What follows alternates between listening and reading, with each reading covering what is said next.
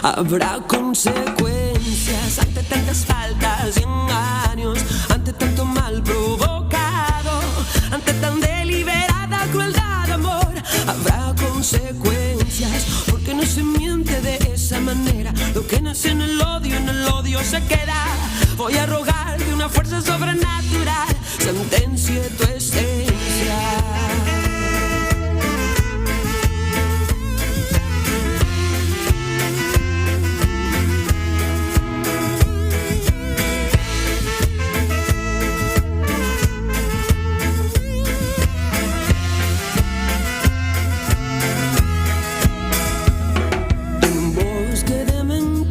Estamos perdidos sin poder escapar. Y si el camino está lleno de lobos, habrá que aprender a cazar. Encadenado a tu codicia, sos brillante en ocultar. Ten cuidado con lo que me escondas. Hay un destape a punto de estallar. Hasta en las más viejas ruinas tienen escrita la palabra poder. Todo vuelve en la vida. Este sol vio imperios caer. Habrá consecuencias ante tantas faltas y engaños, ante tanto mal provocado, ante tan deliberada crueldad de amor. Habrá consecuencias porque no se miente de esa manera. Lo que nace en el odio se queda. Voy a rogar que una fuerza sobrenatural sentencie tu esencia.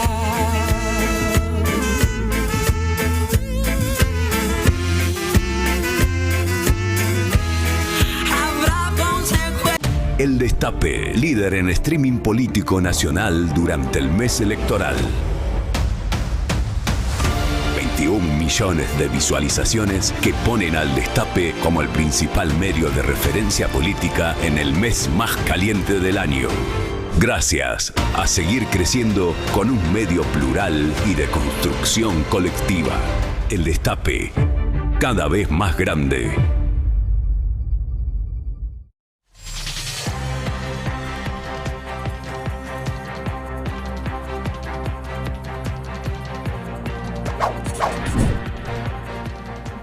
Buen día, ¿cómo están? ¿Cómo andan? Milei anoche volvió a una vieja costumbre, que era esa de dar notas para decir que estaba todo genial y todo maravilloso, sin que le repregunten prácticamente nada. Algo que había dejado de hacer porque no le estaba funcionando y porque le habían empezado a hacer repreguntas ya, cuando vieron que no le ha ido tan bien en las elecciones provinciales.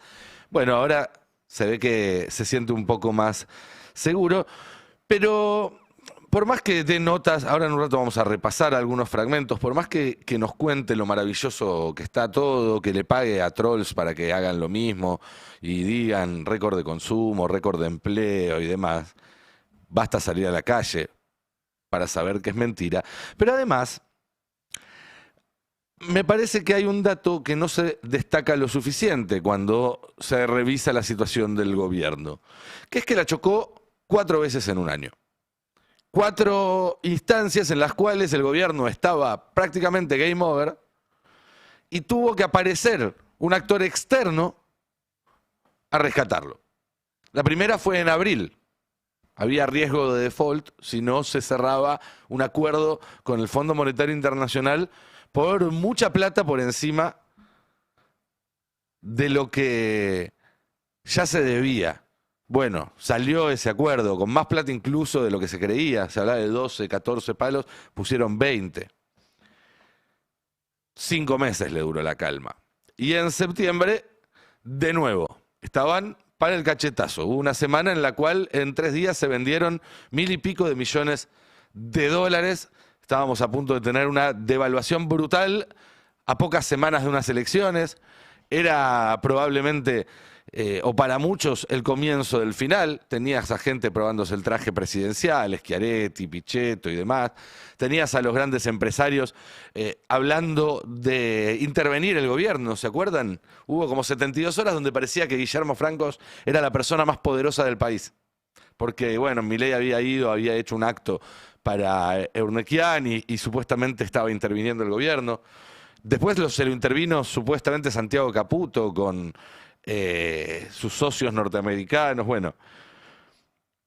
Con todo y así llegó a las elecciones de octubre con la lengua afuera, y allí es donde apareció el tercer rescate, que fue quizás el más genuino de todos, el rescate de una sociedad que tenía mucho miedo por las consecuencias que podía tener en sus vidas si este gobierno terminaba de forma dramática, de forma traumática.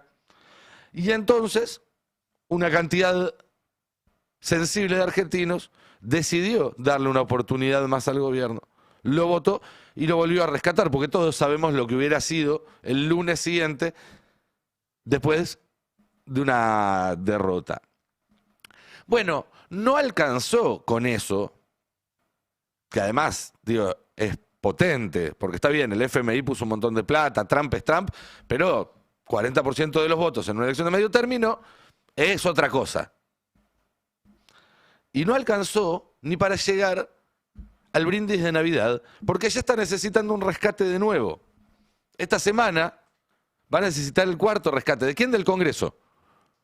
¿Por qué? Porque si el gobierno no llega al 31 de diciembre, a la hora del brindis, con un presupuesto aprobado, con este presupuesto aprobado, con una ley firmada que diga presupuesto 2026, bueno, el 2026 va a empezar con el pie izquierdo para el gobierno, porque hay un vencimiento en pocos días y porque realmente en una etapa de alta demanda, además de divisas y demás, se le complicaría muchísimo mantener esta falsa estabilidad que mantuvo hasta ahora. Y la verdad es que esto no estaba en los planes de nadie. No estaba en los planes de nadie porque hasta los opositores ya decían, bueno, que se apruebe este presupuesto, el que sea. No lo vamos a votar nosotros, pero mejor que haya por lo menos un presupuesto que lo obliga a cumplir con determinadas cuestiones, que nos da una pauta con qué comparar la acción del gobierno, a que vuelva a prorrogar por tercer año y siga gobernando como se le ocurra, sin ningún tipo de pauta. Uno hablaba con opositores, muy opositores en el Congreso, y te decían, nosotros obviamente no lo vamos a apoyar, pero que se apruebe. Queremos que se apruebe, no vamos a poner palos en la rueda. Bueno, se los puso solo el gobierno. Y miren lo que pasó. Fue un deterioro realmente muy llamativo. Hace una semana o incluso un poco menos, el martes de la semana pasada, el gobierno decía que el presupuesto se aprobaba seguro. Esto que vamos a ver ahora es la nota de Toto Caputo en ese stream lleno de peluches y árboles de Navidad rosados, que también compartimos acá la semana pasada, donde justamente le preguntaban por eso y esto es lo que decía. Mirá, no estoy siguiendo el accionar político de adentro. Sí. Pero no veo mayores escollos, porque es un presupuesto muy simple, muy limpio. No veo ninguna razón para oponerse, honestamente. El feedback de Diego, de Patricia, de Manuel, de Martín, Menem, el feedback de los que están, digamos, en el Congreso, de Santiago, es que, digamos, está muy encaminado, así que yo no veo problema en que el presupuesto pase. Esto fue el miércoles a la mañana, un rato antes de que empezara la sesión. Ese mismo día, para poner un ejemplo, porque hay muchísimas notas, los medios daban cuenta de ese optimismo. Tenemos ahí la placa 30, por ejemplo. El gobierno nacional confía en aprobar por primera vez un presupuesto. Están las condiciones dadas. Esto lo dijo el secretario de Hacienda, Carlos Guberman, que fue el interlocutor del Ministerio de Economía con el Congreso por este proyecto y lo reflejó el diario Los Andes. Unas horas más tarde, el miércoles por la tarde, cuando el gobierno incluso ya había ganado la votación que imponía tratar el presupuesto por capítulos y no por artículos y todo, o casi todo indicaba que no iba a tener problemas, empezaron a haber algunas dudas y ahí es donde empezó la amenaza de vetar el presupuesto. El propio Milei, por WhatsApp, con algunos diputados, primero, y luego, una vez que se concretó el mal pie para el gobierno en la Cámara de Diputados, Milei evaluaba vetar su propio presupuesto. tratando con esta amenaza, obviamente, de disciplinar al Senado y conseguir que se lo apruebe. Que se lo apruebe ¿cómo además? Que se lo apruebe con su versión original, con todas las cláusulas, incluyendo esas que habían sido rechazadas por la Cámara de Diputados. ¿Sí? Entonces planteaban horas más tarde que iban a insistir con el original. Veamos la siguiente placa, donde ahí lo dice: este presupuesto no nos sirve, esto es después ya de que dieran el mal paso en diputados. La Libertad Avanza intentará insistir con la versión original de la ley de leyes en el Senado. Esto era el jueves por la mañana. Bueno, por la tarde ya era otra la opción. Pasamos de lo aprobamos seguro, a si lo cambian lo veto, a vamos a insistir con el original, a vamos a hacerle cambios en el Senado, como declaró el ministro del Interior, Diego Santilli. Ahora, pasaste a 123 de 172-74. Algo tiene que ver con la composición de la Cámara, algo con el cambio cultural, de donde se entiende qué es lo que podemos hacer como argentinos y no podemos. Nosotros vamos a trabajar en el Senado. El concepto es corregir en el Senado ese articulado, pero en el resto es un avance enorme. Bien, entonces pasamos de se aprueba seguro a si no se aprueba así como está lo veto, a vamos a insistir con el original, a vamos a introducir modificaciones, hasta que finalmente decidieron aprobarlo tal cual salió. Esa misma tarde, después de que hablara Santilli y dijera eso, Bullrich anunció que tenía firmado el dictamen tal como había llegado de la Cámara de Diputados. Está en la placa 34, donde se puede ver el gobierno apuesta a aprobar sin cambios el presupuesto en el Senado para cerrar el año. Insisto, no pasaron semanas en este recorrido, es todo cuestión de horas. Arrancamos el miércoles a la mañana y estamos en el jueves a la tarde. ¿Y cuál es la situación hoy? Un par de días después del fin de semana. Bueno, que el gobierno trabaja contrarreloj para garantizar su aprobación. Es decir, ni siquiera lo tienen garantizado que este viernes puedan aprobarlo, que si lo aprueban sea sin cambios, de forma tal de que el presupuesto quede sancionado.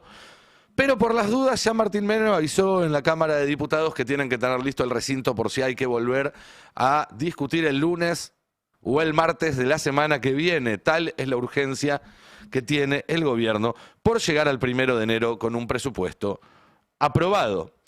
No porque Milei se haya vuelto pragmático, no porque Milei se haya vuelto institucionalista, sino porque alguien se lo está exigiendo.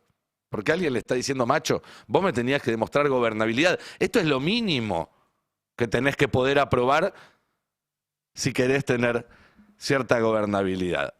Y ahí es como aparece este Milei hecho una seda, absolutamente disciplinado desde Washington, haciendo declaraciones como esta en la entrevista de anoche. Para entrar a la actualidad, ¿va a vetar el presupuesto si no contiene la derogación de leyes que aumenten el gasto en discapacidad de universidades? ¿O prefiere que la ley salga tal como está y corregir el desequilibrio fiscal, no sé, a lo largo del año, en el tiempo, por áreas? ¿Se entiende la pregunta? A ver, yo voy a... Lo primero que tenemos que destacar es que hemos podido sancionar el presupuesto. No. A la luz de cómo siga evolucionando el debate sobre el presupuesto, porque ahora está en el Senado, que ya tiene dictamen, que dicho sea de paso, ¿cuánto hacíamos que no veíamos esta productividad en el Congreso, no? Digo, 4 dictámenes en el Senado, ¿no? Digo, porque está lo de los glaciares, está presupuesto, reforma está laboral, modernización laboral, ¿sí? Entonces, digo, la verdad es que, digamos, estamos trabajando muy, muy bien. Entiendo que entonces la respuesta es que no lo va a vetar. Exactamente, digamos, nosotros tenemos presupuesto.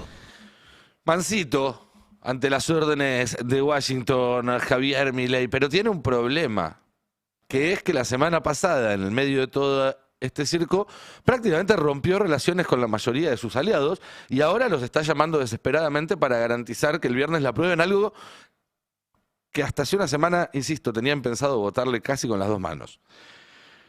Y ahí es donde se empieza a complicar. ¿Por qué? Porque el PRO están calientes como una pipa, porque no tienen los fondos para la ciudad de Buenos Aires, una condición que había puesto Macri, y además por el acuerdo que se hizo con el kirchnerismo para que se destrabara la designación de 3 auditores de la AGN. En el Senado, el PRO no tiene tanto peso, son solo 3 votos, que igual pueden llegar a ser claves, pero si esto tiene que volver a la Cámara de Diputados, Ritondo los está esperando con la servilleta puesta acá en el cuello, el cuchillo y el tenedor. Eso está claro. A los radicales hay que salir a buscarlos de a uno, es lo que quedó claro de lo que pasó la semana pasada y de las primeras charlas que hubo esta semana. Y eso es un laburo y eso tiene además otro costo. Ya no hay una sola figura en el radicalismo que garantice que pueda ordenar el bloque. Nunca lo hubo, pero el gobierno creía que después del triunfo de octubre los iba a poder ordenar como aliados. Bueno, no. Y de hecho se le cayeron algunos votos clave en diputado. Los gobernadores ya no son los interlocutores dóciles ni confiables de los primeros 2 años y de alguna manera parecen haber revertido la situación. Antes Milei los mandaba a votar y después los cagaba y no les pagaba. Ahora pasaron ellos por caja y después no le votaron a Milei. Y obviamente saben que cuanto más a último momento se defina todo, más pueden valorizar sus votos, con lo cual no va a ser algo sencillo. Y además los senadores están calientes porque en el presupuesto que se trató la semana pasada en la Cámara de Diputados están congelados los fondos para el Senado. No los de la Cámara de Diputados, que tienen una actualización, pero sí los de la Cámara Alta. Digo, ese también puede ser un factor que cuente. No debería, pero puede ser un factor que cuente. ¿Qué pasa si no sale el presupuesto? Bueno, el 9 de enero hay un vencimiento por 4.700 millones de dólares, que hoy el gobierno no tiene. Tiene algo así como 2.700 más o menos. Y están viendo de dónde sacan los otros 2.000 millones de dólares. Milei y Caputo apostaban a que una rápida aprobación de la ley de presupuesto, media sanción de la reforma laboral y algún dibujito los iban a ayudar a bajar el riesgo país hasta los 400 puntos, es decir, hacer en una semana, en 7 días hábiles, lo que no hicieron en 2 años, y que eso les iba a permitir que se abrieran los mercados. La verdad es que cada día que pasa es un poco más difícil. Sobre todo porque la semana pasada Caputo anunció que iba a empezar a acumular reservas para también generar un shock de confianza y hoy las cuentas que se hacen informales porque no hay datos oficiales que vendieron reservas. Que el resultado de la semana pasada después del anuncio fue negativo, no positivo. Y que el viernes se operaron más de 600 millones, que es casi el triple de lo que se venía operando antes. Es decir, lo que se muestra es que no hay tranquilidad en los mercados, no hay tranquilidad cambiaria, sino más bien todo lo contrario. Caputo sabe o cree que Estados Unidos no le va a prestar, porque si no, no estaría buscando estas otras fuentes de financiamiento. Que si aparecen estos famosos bancos con el repo, el precio que van a pedirle es carísimo. Es carísimo. El Fondo Monetario tampoco tiene una solución. Imagínense lo que es la situación que en los últimos días hasta se exploró la posibilidad de volver a hablar con China para pedir activar otra parte del swap. Tengo entendido que ni siquiera levantaron el teléfono porque alguien les dio a entender que no era razonable. Pero ese es el nivel de desesperación que se está manejando. El plan Z, si ninguna otra cosa sucede, es hacer un canje. Pero un canje puede ser o bien obligatorio, en cuyo caso es casi como reconocer el default y tiraría a la mierda todos los planes de Milei y de Caputo, o bien optativo. Y para que sea optativo y tenga éxito le tenés que ofrecer muy buenas condiciones al acreedor. Porque si no te dice, no, yo prefiero cobrar ahora. ¿Cuál es el problema? Hay una ley en la Argentina vigente que dice que para que una negociación no pase por el Congreso, de las 3 condiciones posibles, que son el plazo, el capital y los intereses, tenés que mejorar por lo menos 2. Y eso es incompatible con lo que están pidiendo ahora los acreedores para renovar la deuda. Bueno, ahí oculta una cláusula dentro del presupuesto que le permitiría, a través de un gris legal, hacer ese canje sin pasar por el Congreso a Caputo. Por eso también necesitan que se apruebe lo antes posible. Ahora, todavía no sabemos de dónde va a salir la plata, pero sí sabemos que va a salir carísima, que si la consigue, lo que va a tener que pagar por esa deuda nueva va a ser muy caro. ¿Y cómo se va a pagar eso? Bueno, con más ajuste, lo explica el propio Milei en esta nota que dio ayer. Exactamente, digamos, nosotros tenemos presupuesto. Y lo que sí vamos a hacer es acomodar las partidas para cumplir con el déficit cero. Acá la política importante es el déficit cero. Lo más importante es el déficit cero. El 1,5 del PBI de superávit, como está planificado, por un lado lo va a conseguir por otro lado. Exactamente, sin subir impuestos.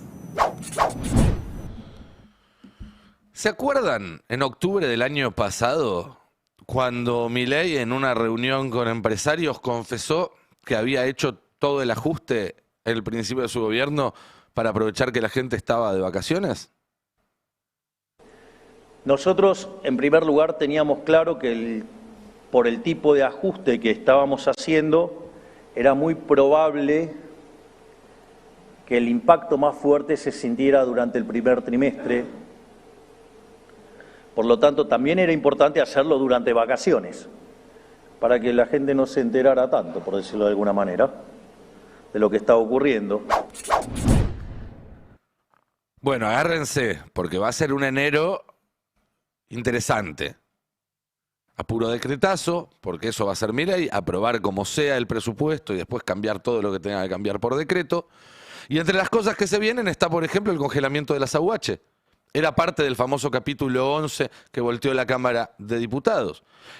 Agárrense fuerte porque entre lo que se viene hay una suba de tarifas muy importante, también pedida por el Fondo Monetario Internacional, igual que el congelamiento de la AUH.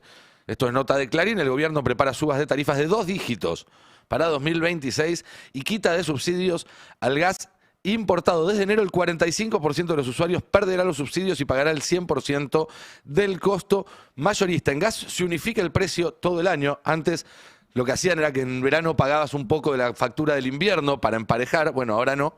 Y el Estado dejará de financiar importaciones, lo que encarecerá las facturas en los meses de mayor consumo.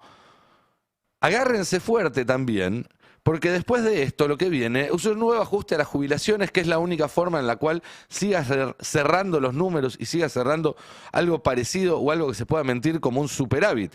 Esto ya lo explica Ismael Bermúdez en su nota publicada este fin de semana, donde explica cómo la reforma laboral lleva a una dura reforma jubilatoria, durísima, dice, porque desfinancia el ANSES. Básicamente, la plata que iba para los jubilados va a ir para financiar los despidos. Entonces los jubilados van a tener que cobrar necesariamente menos. ¿Quién se queda con esa plata? Porque la plata no desaparece. Bueno, el que antes pagaba los despidos de su bolsillo y ahora tiene un subsidio para despedir gratis. Ante esta realidad, lo único que puede hacer Milei es seguir mintiendo. Mentiras además que ya no suenan parecidas a las que viene diciendo desde hace 2 años. Como por ejemplo que bajó el desempleo. ¿Cuántas veces nos dijo ya que bajó el desempleo? Entiendo. Desde que usted asumió cerraron 20.000 empresas y se perdieron 154.000 puestos de trabajo formales. ¿Y entonces cómo es que bajó el desempleo? ¿Y cómo es que se crearon 250.000 puestos de trabajo? Usted, digamos, tiene que mirar el agregado. Algunas empresas cierran y otras se crean. Otras, claro. Digo, ¿qué es lo que caracteriza a este gobierno? Y nosotros nos jactamos de eso. ¿De qué? De que hace muchas reformas estructurales. Nosotros hicimos 13.500 reformas estructurales. Digo, no existe registro histórico en el mundo de algo así. Si hiciste 13.500 reformas, quizás todas no eran tan estructurales. No hay tantas estructuras por reformar. Igual sí hubo reformas muy importantes, pero trabajo no se creó, trabajo formal no se creó. Empresas tampoco se crearon en cantidad. Lo que está pasando es que hay sectores que están creciendo y que quizás levantan algunas estadísticas, pero que son sectores que no generan empleo. Salieron varias notas en las últimas semanas explicándolo. Tomemos esta del Destape, por ejemplo, donde Eugenia Rodríguez cuenta cómo mientras el PBI muestra una leve suba, el trabajo registrado se derrumba y la informalidad alcanza niveles récord. Estamos cerca del 44%. Y aunque quizás parezca parecido, porque antes quizás había el trentilargo y demás, la verdad es que muy pocas veces se llegó a tanta informalidad en la Argentina. Otra nota, en este caso de ámbito, que cuenta cómo el empleo va cambiando de la fábrica al delivery y que el desempleo bajó por el aumento del trabajo informal y del monotributo. Claro, la reforma que quiere hacer ahora Milei prácticamente igual a los trabajadores formales e informales, entonces va a poder decir que son todos formales, cuando en realidad está rebajando a todos a la categoría de informales. Otra mentira de Milei es que el consumo no está bajando, sino que la gente está haciendo las compras online. ¿Se acuerdan? Ya nos lo había dicho en abril de este año, lo había dicho el año pasado, lo repite ahora. ¿Cómo lo explica? Porque por un lado la gente dice, bueno, hay restricción del consumo, se consume cada vez menos. A ver, se consume cada vez menos y estamos en máximos históricos de consumo. Es el máximo de los últimos 8 años. ¿Usted prefiere decir que está cambiando la matriz del consumo? Está cambiando la forma en la cual consumen las personas. Que hoy se pagan tarifas y lo pagan, se endeudan en algunos casos. No, pero a ver. Y electrodomésticos están un poco más baratos. De vuelta, la forma en la cual se financia, ustedes... No, que no confunda. Claro, no nos confundamos. Diga que yo estoy confundido, no hay problema. Pero de vuelta, si van a seguir haciendo los análisis sobre canales de venta que fueron modificándose, a ver, ¿por qué no se fijan, digamos, cómo evoluciona el comercio digital? ¿Por qué no miran los balances de Mercado Libre a ver cómo está funcionando el consumo? Entonces, me parece que es no entender que la economía ha cambiado, la forma en la cual las personas consumen cambiaron y que algunos indicadores que se usaban ahora dejaron de ser relevantes y juegan otros indicadores. Ok. Hay dos cosas interesantes en esto que dice Milei. El primero es cuando dice, estamos en máximos históricos de los últimos 8 años. Es una historia bastante corta, ¿no? Era un país que tiene 200 y que empieza justo cuando arranca la crisis. Porque no dice los últimos 10, no dice los últimos... Dice los últimos 8. ¿Cuáles son los últimos 8? Desde que volvimos al Fondo Monetario Internacional para acá. Con lo cual, a lo mejor la estadística muestra máximos de los últimos 8. Está muy por debajo de lo que había en 2015 y ni hablar de antes. Pero además de que probablemente esas estadísticas además no reflejen lo que sucede en los supermercados, donde todo está cayendo. Tenemos la placa del Destape mostrando el consumo en picada. No, la placa 18 sería. Pero además hay otra cosa más que quería decir.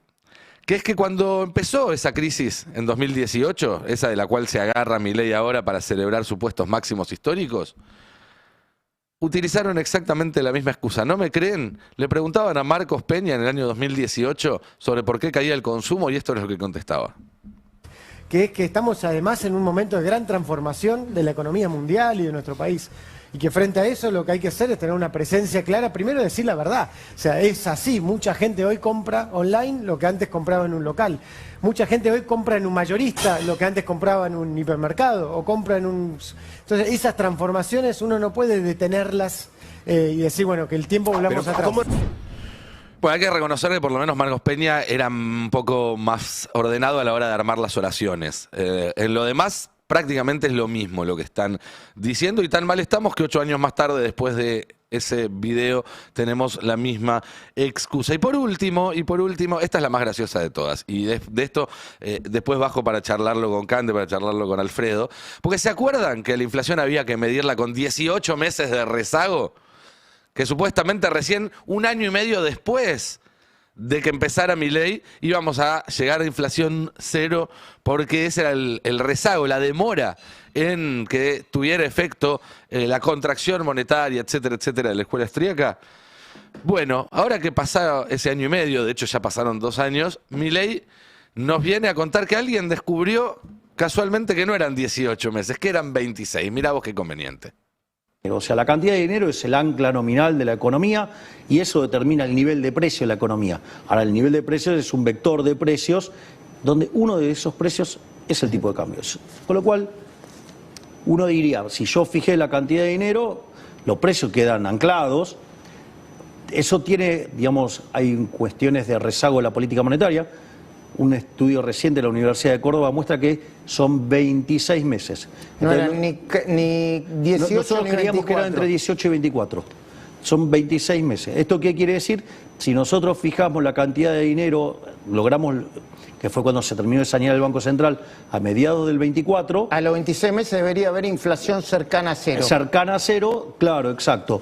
Entre junio y agosto del año que viene. Digo, para ponerlo en esos términos. Nosotros hemos dejado de emitir dinero a mitad del año pasado. Le pasó, le faltó decir segundo semestre, pero básicamente es eso. Me parece notable pasar de postularte a ganar el Nobel de Economía a aceptar las correcciones de un alumno de la Universidad de Córdoba, y celebro la humildad que abrazó el presidente en este caso. Pero la verdad es que si fuera un examen estaría bochado, si fuera un laburo ya lo habrían rajado, y esta semana necesitan que lo vuelvan a rescatar, que el Congreso levante la mano y le vote el presupuesto, porque si no va a tener que empezar a hacerse cargo finalmente de todas las cagadas que se mandó hasta acá. ¿Qué tal? Buen día, ¿cómo andan? Ya definiste todo lo que podemos decir sobre